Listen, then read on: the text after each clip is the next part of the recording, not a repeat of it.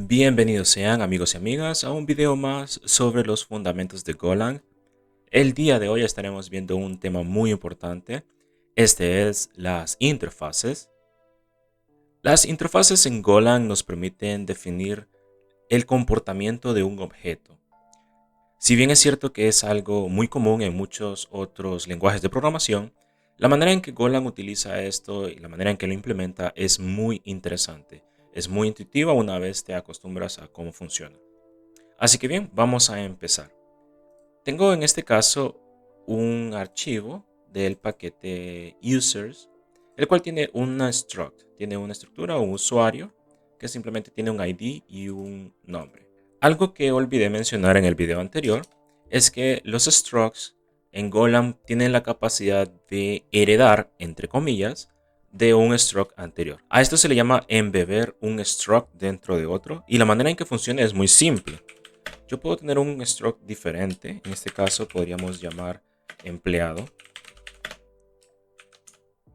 Este empleado puede tener los más parámetros, más campos, como por ejemplo un campo que permita verificar si un campo que permita verificar si el empleado está activo o no.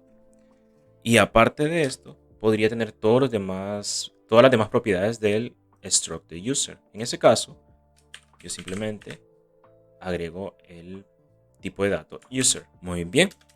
Ya teniendo esto, yo puedo agregar una función que se llame new employee.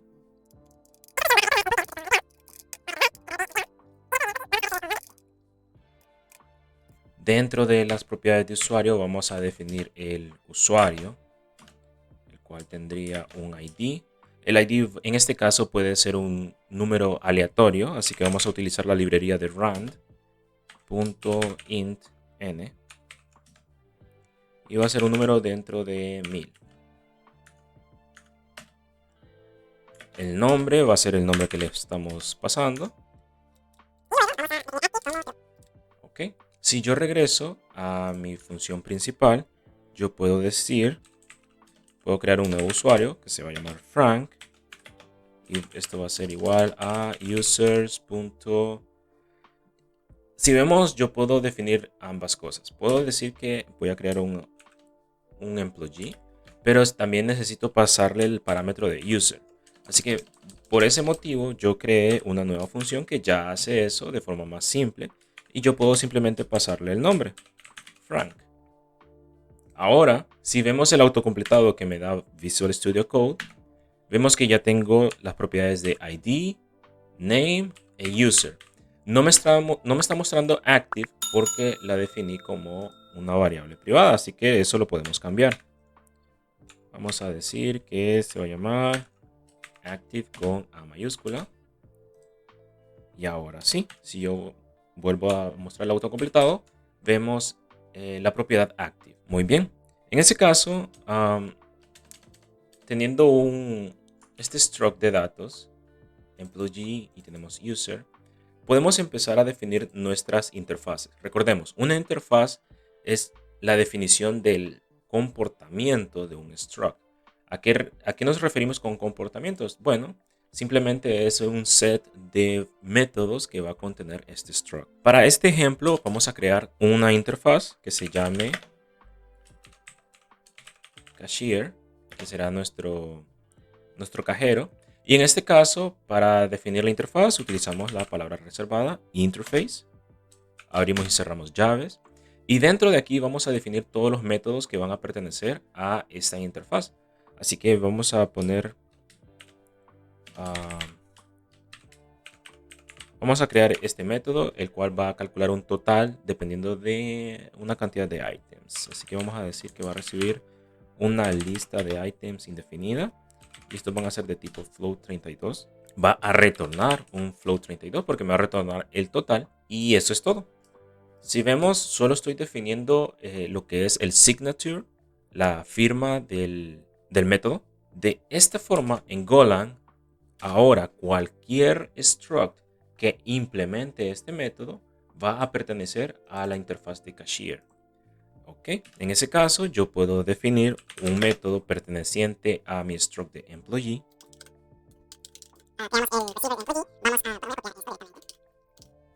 Abro y cierro paréntesis y ahora puedo empezar a implementar mi método. Voy a crear una variable que se llame sum, que será de tipo float32 y voy a retornar sum.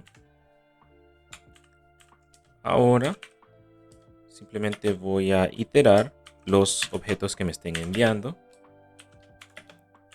Item. Bueno, aquí me faltó algo, tiene que ser range. ¿Ok? Ahora por cada item yo lo voy a agregar a mi sumatoria total. Esto es algo muy simple. Sum va a ser igual a más igual y. Y ahora voy a regresar sum. Y para agregar un poco más vamos a sumarle un impuesto, digamos el 15%.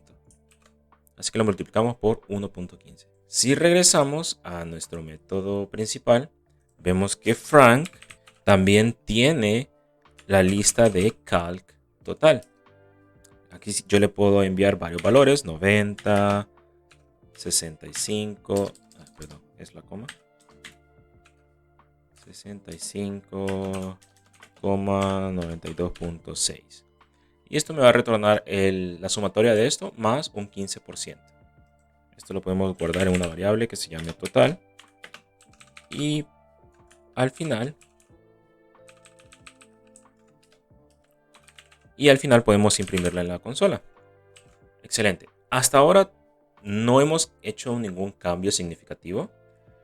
Hemos creado un struct. Estamos utilizando el método que pertenece a ese struct y lo estamos imprimiendo en la consola. Sin embargo, si en vez de utilizar esta sintaxis, definimos que Frank, esta variable, va a tener un tipo de dato que va a ser users.cashier. Ahora Frank es de tipo cashier. Vemos que es de tipo de la interfaz cashier. ¿Qué significa eso? Bueno, significa que ahora Frank solo tiene acceso a lo que hemos definido en la interfaz. Vemos que solo puedo acceder a calc total. No me muestra ninguna de sus propiedades. No me muestra ninguno de sus, ya sea de user o de employee. Y esto es muy útil porque en muchas ocasiones solo necesitamos acceder a los métodos. No necesitamos acceder a diferentes propiedades. Muy bien, ahora para ver cómo funcionan las interfaces en Golang, vamos a agregar una interfaz más. Type admin, va a ser de tipo interface. En este caso, admin, lo único que quiero hacer es que desactive el empleado.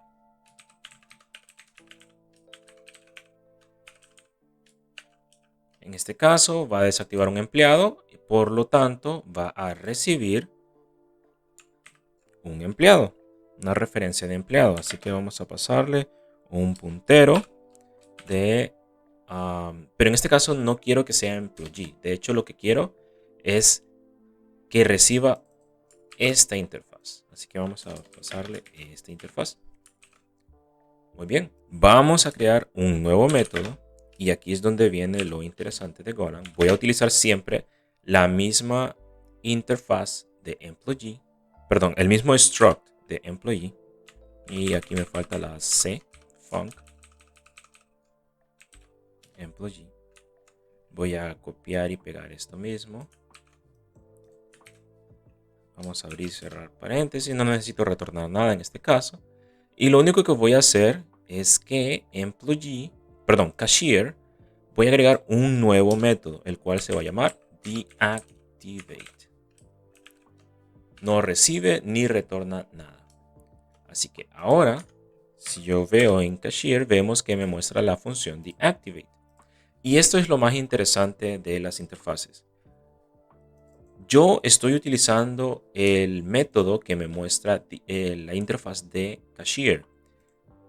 Como yo la estoy utilizando, yo no tengo idea ni me interesa cómo está siendo implementada. Eso es trabajo de otro. Por motivos prácticos, aquí mismo vamos a implementar esta función. Así que vamos a crear un nuevo método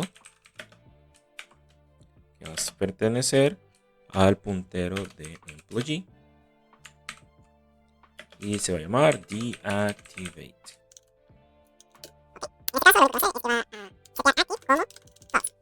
Ahora, solo para mejorar un poco las cosas y ver que todo funcione, en la función de calc total vamos a preguntar si mi empleado está active, mejor dicho, si no está active. En ese caso yo voy a retornar un 0 porque no voy a hacer ningún cálculo y vamos a mostrar un mensaje en la consola para alertar al que esté utilizando esto y vamos a decir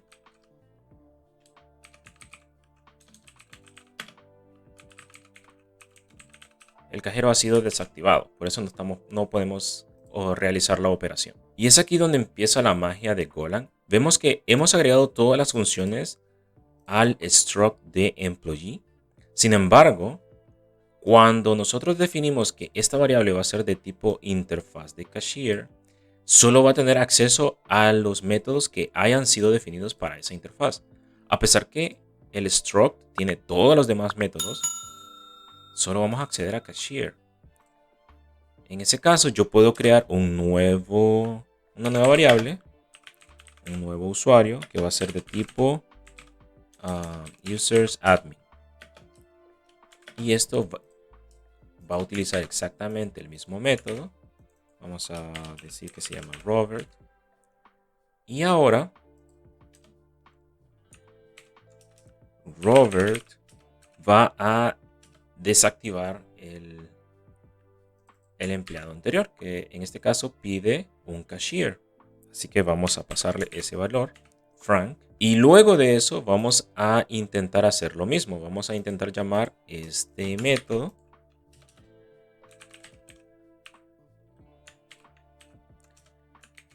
Y en teoría, después de haber sido desactivado, ya este usuario no puede utilizar este método. Así que vamos a revisar que todo funcione. Vamos a abrir nuestra consola. Vamos a ejecutar go run main.go. Vemos que se inicializan las dos variables, Frank y Robert. Luego calculamos el total de estos valores, el cual es 285.89, lo estamos mostrando en la consola. Luego de eso, desactivamos el usuario Frank. Y cuando intentamos utilizar nuevamente esta función, vemos que dice cashier deactivated y 0. Nos está mostrando 0. Así que de esa forma, vemos que cada uno de los usuarios tiene acceso solamente a lo que nosotros queremos. Claro, en un ejemplo más grande, probablemente tengamos diferentes tipos de struct y no vamos a agregar todas las funciones en un mismo struct. Pero esto nos demuestra que Golang es un poco más simple. En otros lenguajes tenemos que indicarle al objeto que va a implementar una interfaz. En este caso, Golang solamente revisa que el struct que estamos utilizando tenga una implementación de los métodos que lista esta interfaz. Así que, por ejemplo, si yo agrego un nuevo método,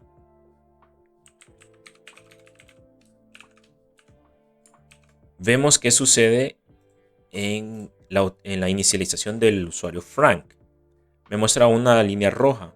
Si vemos el mensaje de error, es muy claro. Dice que no puede utilizar esta función de newEmployee, el cual devuelve el valor de un puntero de employee, como si fuera la interfaz de cashier. Dice que falta un método, el método de reactivate. ¿Qué significa eso en pocas palabras? Significa que esta interfaz tiene listada esta función, este método. Sin embargo, en ningún punto al struct de employee yo le he agregado ese método, esa implementación. Así que para corregir ese error podemos simplemente agregar el método employee, copiamos reactivate y en este caso lo único que va a hacer es active, va a ser igual a true. Salvamos y ahora ya no me muestra ningún error porque ya Golang detecta que este struct está haciendo uso de todos los métodos que se han definido en esta interfaz. Para que un stroke cumpla con la interfaz, todos y cada uno de los métodos deben haber sido definidos. Muy bien, eso ha sido todo por el día de hoy. Espero que el video les haya sido de mucha ayuda. En el próximo video crearemos una aplicación un poco más compleja, una interfaz de línea de comandos hecha en Golang, donde emplearemos todo lo aprendido hasta el día de hoy. Así que nos vemos a la próxima.